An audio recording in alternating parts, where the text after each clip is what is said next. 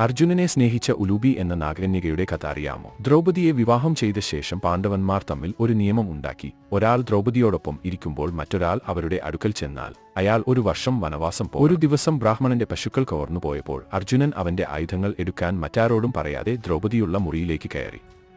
നിയമം പാലിച്ച് അർജുനൻ സ്വന്തം ഇച്ഛയാൽ വനവാസം തിരഞ്ഞെടുത്തു. തീർത്ഥയാത്രകളിൽ ഗംഗയിൽ കുളിക്കുമ്പോൾ നാഗരാജാവ് കൗരവിയുടെ മകൾ ഉലൂബി അർജുനനെ വെള്ളത്തിലേക്ക് വലിച്ചെടുത്തു. അവൾ അർജുനന്റെ വീര്യത്തിലും സൗന്ദര്യത്തിലും മോഹിച്ചു. പ്രണയം തുറന്നു പറഞ്ഞ് വിവാഹാഭ്യർത്ഥന നടത്തി. അർജുനൻ ആദ്യം വിസമ്മതിച്ചു. താൻ ബ്രഹ്മചര്യവ്രതത്തിൽ ആണെന്ന് പറഞ്ഞു.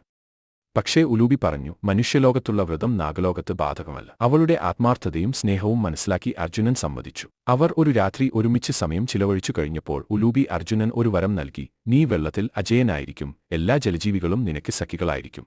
അർജുനൻ യാത്ര തുടർന്നു.